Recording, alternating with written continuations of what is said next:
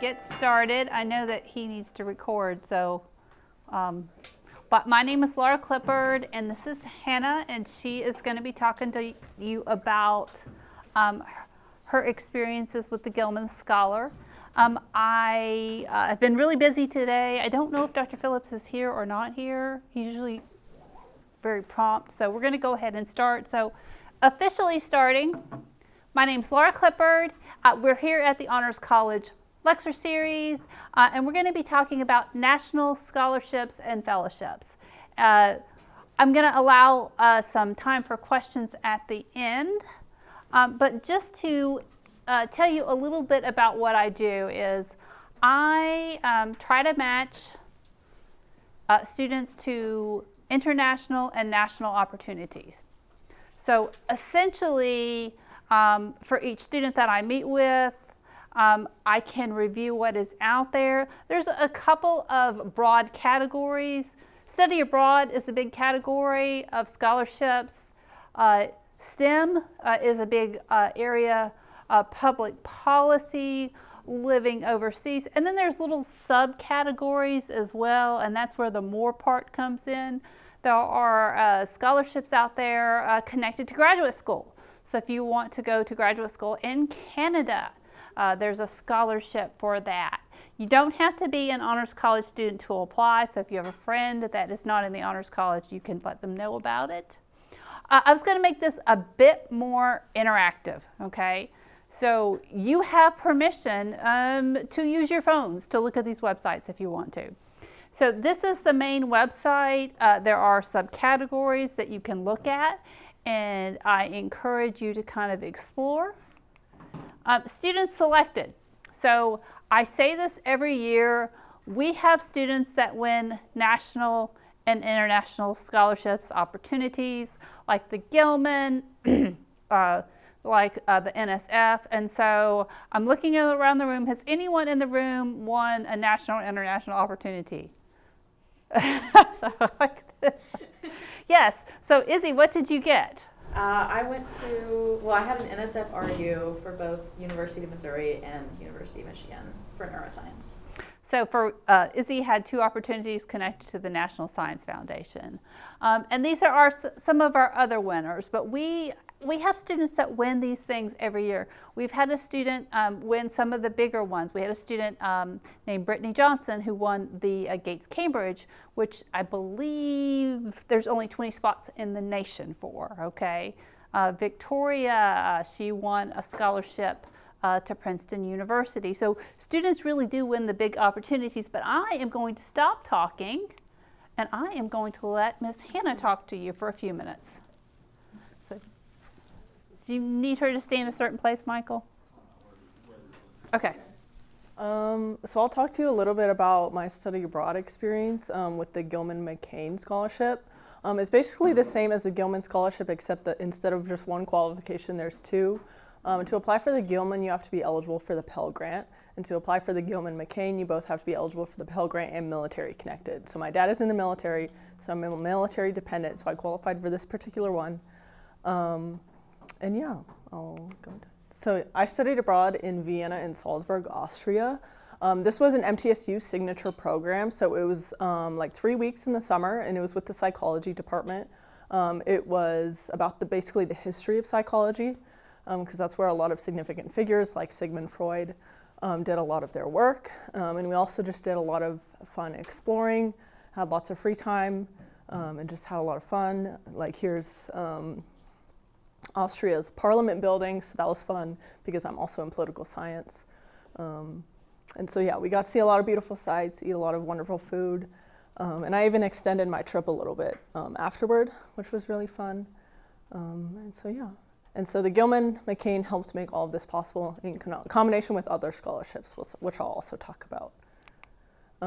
So it's just some general tips if you're interested in studying abroad.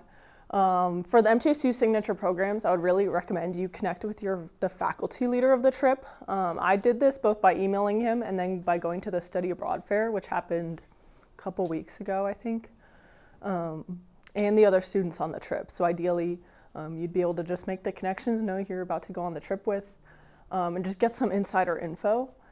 Apply early for everything.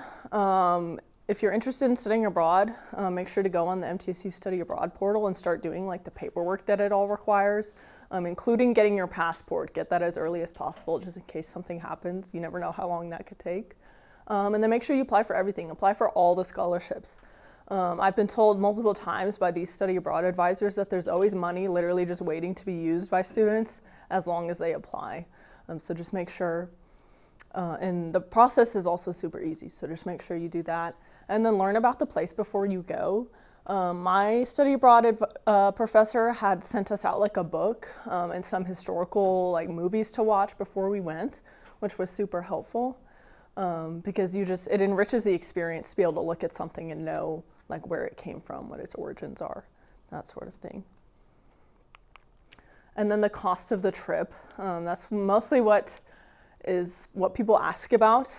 Mostly the barrier that prevents people from studying abroad or what they think will prevent them from studying abroad is the cost. But really, with the Gilman and other scholarships, I didn't crunch the numbers like in the final end, but I think I went I pretty much broke even on the cost, and then with the scholarships that I got. And so the trip fees, I put these as an example. This is about what my trip costs, but I have no idea. Like, it'll be similar for other signature study abroad programs, but it could really depend, especially how far ahead you buy your airfare, that sort of thing. And so these are the sort of costs that you'll incur. The trip fee, which will typically take care of all of your lodging, a lot of the tickets for the attractions, that sort of thing. But you buy your own airfare separately. You do pay MTSU tuition, though at a discounted rate because it's a summer study abroad. There's some fees like travel insurance, that sort of thing. Your passport, if you don't already have one. I had to get a new one because the last time I had one was when I was below the age of 14. So it's not technically a renewal, it was completely new, so I had to pay $180. And then personal expenses, these are meals that aren't taken care of, souvenirs, any extra attractions you go to, that entirely depends. If you want to go really cheap and buy everything at the grocery store, you can do that, but you can also be a little more expensive on that part. And then the scholarships that I got. So the biggest chunk was taken care of by the Gilman McCain. And actually there was a period of time, because this was directly following when there was a bunch of funding freezes at the federal level. And so I actually got an email shortly after getting the email that I was accepted to the program that funds were entirely frozen and actually may not be distributed at all. But luckily it came through like a couple weeks before, I think. And so that took care of the biggest chunk of my expenses. The commitment scholarship. This is an MTSU Signature Program scholarship. If you're one of the first 10 students to commit by depositing the money to the program, you'll get $500 off, which is very nice because it's super easy to get. All you need to do is just make the commitment. The media scholarship is another $500. That's another MTSU Study Abroad scholarship. Federal Pell Grant. If you're applying for the Gilman, you're eligible for the Pell Grant. And so that'll also apply to your summer tuition. It just depends on how many credit hours you're taking. And then also the MTSU General Study Abroad Scholarship. Again, that depends. I can't remember exactly what amount I got, but like I said, there's always money waiting for students to use. You just need to make sure to apply. And then the Gilman application process. Like I mentioned before, is for Pell Grant eligible students. And if you're interested in applying, you'll want to talk to Ms. Clippard, and she has a wealth of information when it comes to what they're looking for in essays. She knows all the tips and tricks, the words, the phrases that you use that'll stick out, things like that. The application itself is pretty simple. You'll just need transcripts. You'll need to verify the estimated cost of the program to put in there, and then the 3 different essays that you'll write. After you submit it, financial aid and study abroad advisors will verify the information that you put in, like the dates and the cost of the trip, and then you'll wait until you find out if you're accepted. The biggest tip I would have for these applications is just be authentic. They're not looking for like perfection. And then don't overthink anything, especially the service project proposal. You don't have to do anything incredibly insane for that. So the service project proposal is one of the essays that you'll write. It's basically saying how you'll help advertise the Gilman after you return from your trip, how you'll promote it, how you'll promote study abroad. And this was actually part of my service project proposal. When I was working with Ms. Clippard on applying for this, she said, hey, you could come to the honors lecture series that fall and give a little presentation. And that's what I said in my service project proposal. So it doesn't have to be anything crazy at all. And then something I forgot to put on this, but that is important, is that you don't upload a resume when you apply for this. And so in your essays, you'll want to say what you've accomplished, and it'll sound a little awkward sometimes because you'll be trying to like say, try to make it natural to like put in everything that you've done. But don't feel bad about it. They want to see that you've done things. They just don't want a resume. And so if it sounds like you're bragging, that's fine. You know, like find a way to work in all that you've accomplished. You'll do a combination of showing and telling. And obviously essays are a lot of telling. And so don't feel bad about like just kind of running through a list of some of the things you've done in a sentence or something like that. So I think that's it, yeah. Unless anybody has any questions, or we can do that at the end. We can pause for questions. Anybody have a question? No? Okay. Well, we'll have time for questions at the end, too. And you can sit down if you want, Hannah. You can.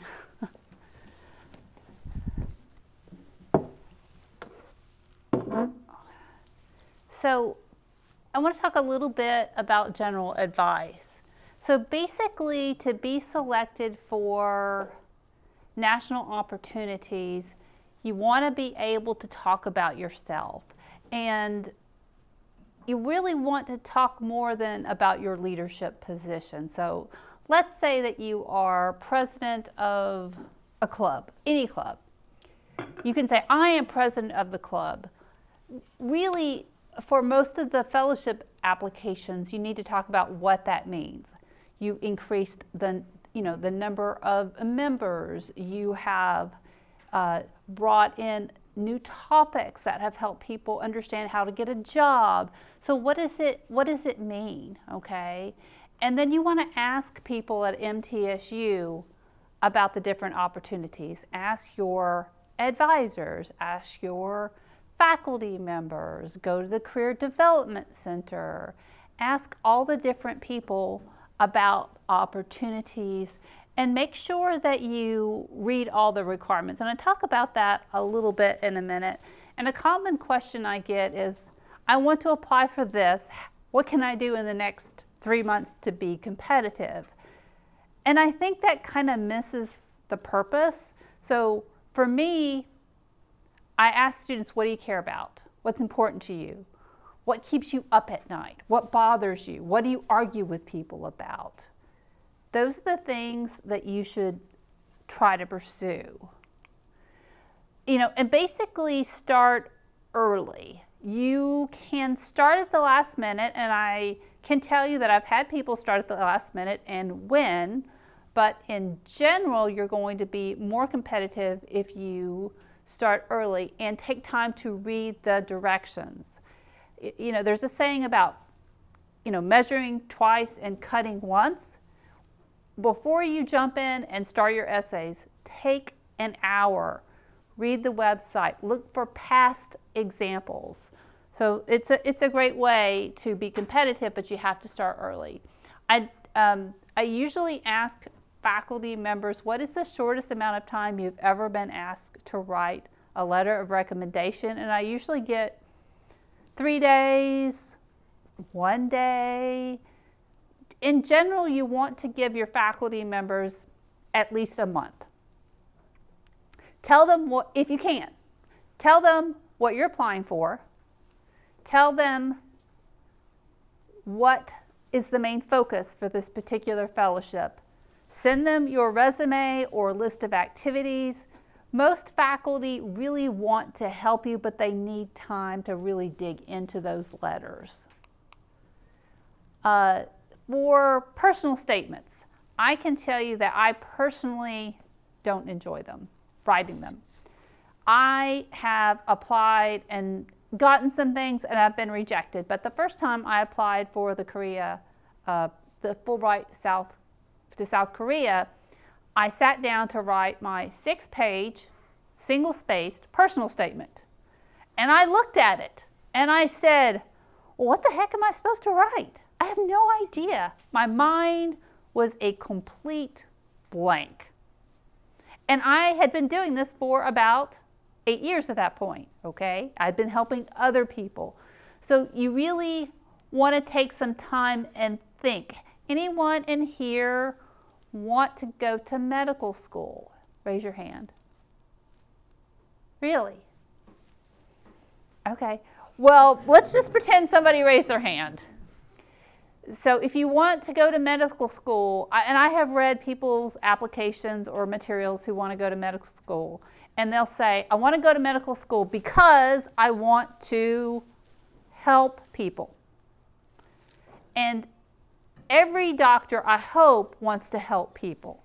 So you have to figure out a way in your materials to make yourself stand out. So you want to study abroad because you want to learn about another culture. That's very vague. So a lot of what I do with students is I try to pull out their stories. Tell me your story. Give me your examples. Tell me why. But sometimes if you say, tell me why, that's harder. So I say, okay, you want to do this. Tell me a story about an experience that you had. So really, I spend a lot of time trying to pull those stories out. A lot of this stuff is subject to federal change. So you want to check the websites. The federal government is now open. It was closed, and January is coming up again. So I don't know. I always tell students to check websites. So another resource for you is something called the Undergraduate Research Center, or SOAR. Do we have any SOAR members in here? Okay, so let me tell you what SOAR is. SOAR is the student organization associated with the Undergraduate Research Center. They go to national conferences, international conferences. The Undergraduate Research Center also gives grants. So you can apply for a Eureka grant, $500 to $3,000 to fund a research project. And so it's a good way to connect this to your thesis. So if you're planning to do a creative thesis or a research project, you might think about applying for these grants. There is a hub that they have started, and this is a list of all the different places on campus that are conducting research. Now, these are laboratories, okay? So if you have a professor who's conducting research, not every individual professor will be on here. These are more the larger labs, but that's a good place to start. And also, here's a list of people who have won the projects and the mentors. So I'll just show that really quick again. And there are different opportunities connected to study abroad. So one of the opportunities is Phi Kappa Phi. I am a member of Phi Kappa Phi. I've been a member since I was in college many years ago. They have grants for graduate school. They have grants to study abroad. For the study abroad part, you need a 3.75. You do not have to be a member, but you have to do some essay writing, okay? This deadline, if you're planning to do a study abroad, will open December 15th and close sometime in March of this year. So it's a great option. The Gilman, we've heard about. There's different types of Gilman, but what I call the regular Gilman, you have to have a Pell Grant, and then you have to pick a study abroad. You have to be a U.S. citizen, okay? You have to write a series of essays. This will open up in January and close in March. So if you're going to do a study abroad, please come see me, okay? I want to help with the essays.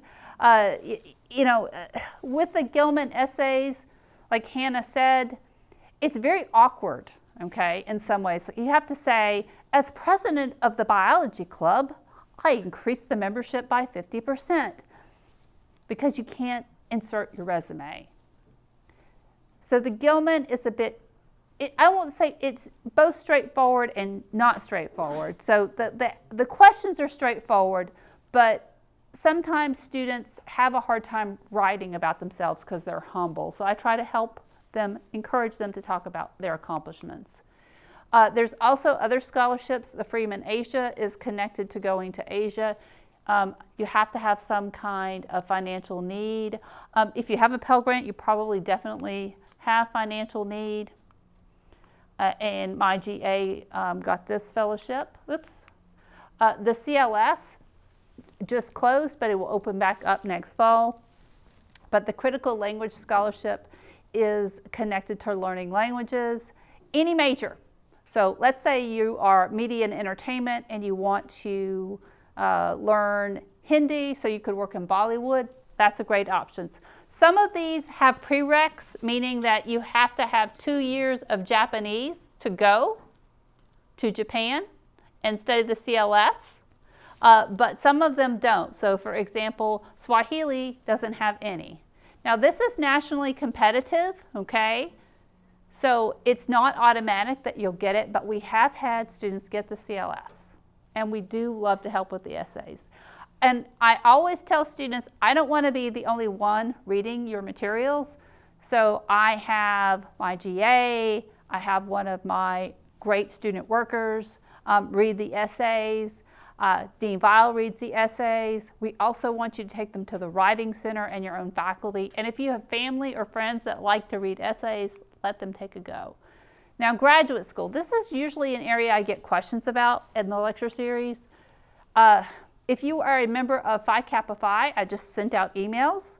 So they have funding for graduate school. We can only submit one person from MTSU, so we usually have an internal competition. But last year, or the year before, Rachel Boer got $20,000 for graduate school. So that's pretty good. The McCain Scholarship is funding for graduate school in Canada for a master's degree or professional degree at McGill University. There's also funding for graduate school in France. This is a new fellowship that is out there. The DAD, if you want to go to Germany, it has a lot of scholarships, okay? So there's one that is for STEM research, but this one is for any discipline. So it could be history, it could be biology, so there is funding to do research in Germany. And as I mentioned before, we had someone win this one. It is at Cambridge University, and Brittany Johnson won this, and she went and studied, it was kind of political science with the Gates Cambridge Scholarship. So there's funding for graduate school, and then there's also funding for programs. And again, the programs are usually themed. One theme is International Affairs, Public Affairs, and that is the PPIA. They're looking for people who are very passionate but want to gain more experience in this area and are committed to public service. And they're looking for groups that are underserved, underrepresented, but they're very flexible about what that means.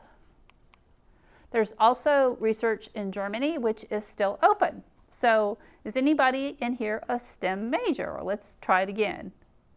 So I see a few hands going up. Okay. If you are not graduating, you could apply for this particular scholarship if you have done, I recommend previous research. It closes November 30th. If you are graduating, okay, there's another scholarship that you can apply for with the DAD where you can go to Germany in the summer to do STEM research. So they have a lot of different options. The National Science Foundation has opportunities. It's usually an average stipend of about $6,000, and they pay your travel expenses, and you get to do research. And there's about 600 different sites. And there's also research opportunities in Canada. This one has already closed for this year, but next fall it will be open. And you can go to Canada for the summer and do research. So there's just a lot of different opportunities. Is there any freshmen or sophomores in here? Okay. Well, if you have freshman or sophomore friends, okay, who have not traveled outside the U.S., this one is open right now. I did send out some emails and text messages about this one to students who might be interested. This is paid for, and they get to stay 3 to 4 weeks. And then if you're interested in living overseas after graduation, this additional resources for you.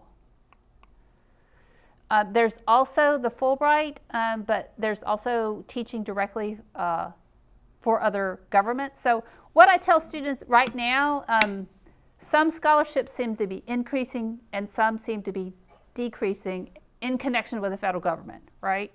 So if you want to apply for a federally funded opportunity, I'm telling you, apply for a federally funding opportunity, but also apply for a non-federal one.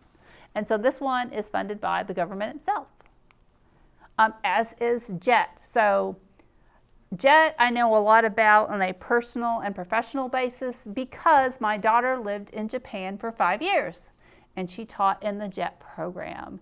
I also serve as an interviewer for JET, a volunteer interviewer. They don't let me interview MTSU students. I don't know why, but I get to interview students from Kentucky and rate them. So if you want to live overseas, this one is not federally funded. It has a lot of spaces, so it is teaching English in Japan, and you do not have to be a Japanese major or minor to apply. There's also the opportunity to teach in Spain, and we've had quite a few students do this one. And Fulbright. Fulbright is probably my favorite program. There's so many cool options with Fulbright. So you have to pick one, okay? But you can get a graduate degree with Fulbright. You can do research with Fulbright. You can do English teaching with Fulbright. So there's a lot of different opportunities. The Fulbright will open up this April and close in October. You have to have a bachelor's degree to apply. So let's say that you're graduating in the spring of 27, you might do your Fulbright application this next spring. Other opportunities, if you are interested in environmental issue, there is the Udall Scholarship. The Truman Scholarship, I'm always telling people that a Truman Scholarship is somebody who has very strong beliefs and is passionate about them and really kind of wants to be involved in making change. So they're also looking for someone who is committed to long-term community service and public service, and you have to work in the federal government for a little bit. So I always tell students that life is a journey, not a destination. You may not get it, you may get it, but I want to make it a learning experience for you. I have applied for several things, not gotten them, but learned things in the process. And this is information about us. And then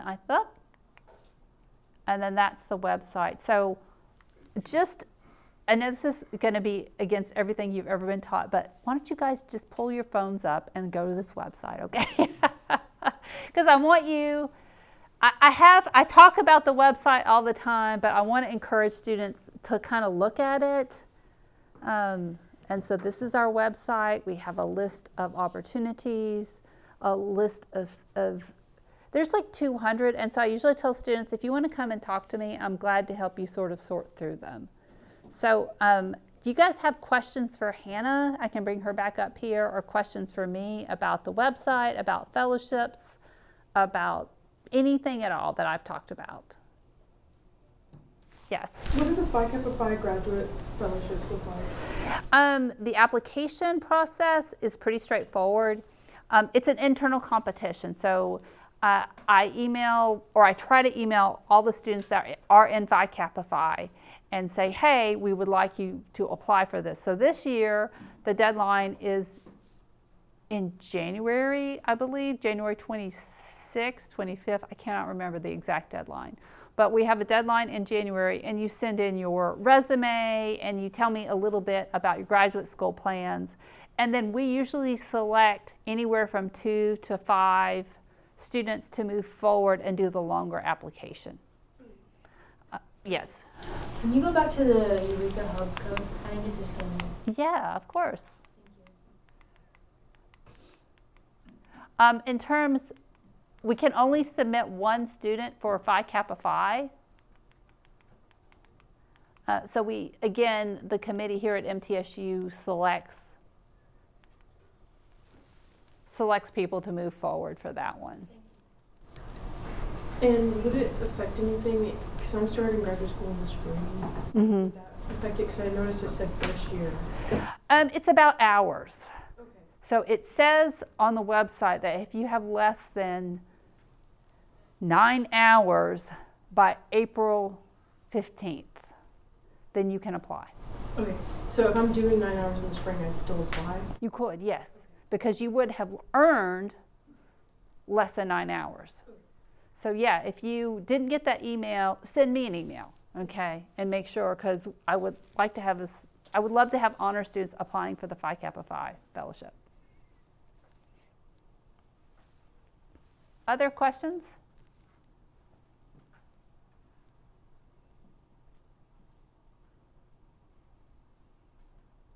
Okay. Y'all are quiet.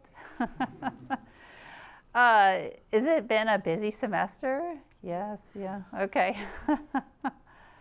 Hannah, is there anything that you wish you had known before you started that whole Gilman process? I'm trying to think. Okay. I wish I'd known that the government was gonna go crazy, but it didn't Well, work out. yes, I mean, and that I've tried to be transparent about that. So when students come in and they say, I want to apply for this opportunity, if it's government funded, I try to connect them to a non-government funded one. So if you come in and say, I want to go teach English overseas with Fulbright, I'm like, okay, and where else can you apply? Or in your case, what are the other scholarships that you could apply for?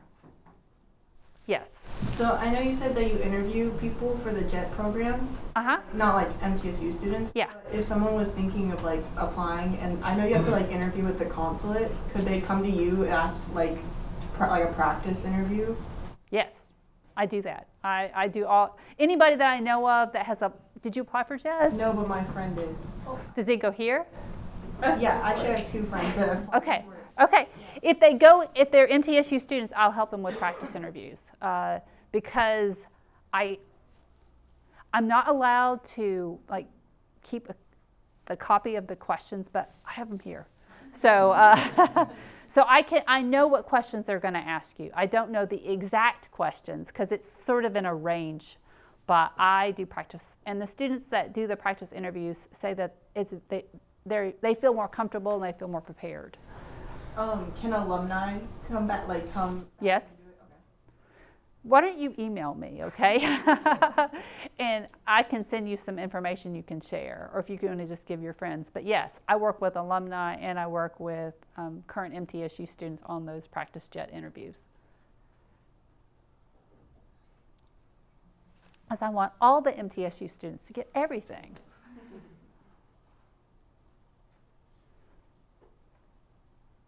Anybody else? Okay, well, Hannah, I was trying to think if there's anything else.